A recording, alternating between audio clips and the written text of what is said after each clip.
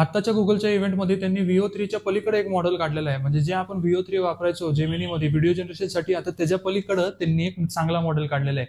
त्या मॉडेलचं नाव आहे ओमिनी. सगळ्यांना असं वाटतंय की ते मॉडेल फक्त व्हिडिओ जनरेशनच्या कामाला आहे, पण तसं नाहीये. हा मॉडेल बेसिकली VFX साठी खूप जास्त उपयोगात येऊ शकतो.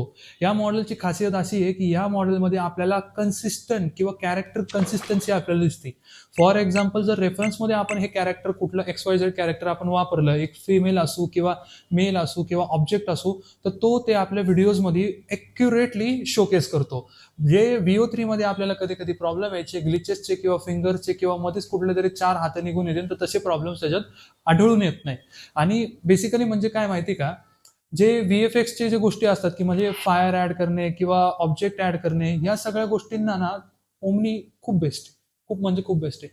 आणि ऑलरेडी त्यांची ऑडिओ अनाउन्समेंट पण त्यांनी करून ठेवलेली आहे की त्यांचे जे ऑडिओ आहे त्याच्यातलं ते अजून भारी पद्धतीने तो शोकेस करतो आणि व्हिडिओच्या रिलेटेड सुद्धा ते खूप चांगल्या पद्धतीने आपल्याला दाखवतो.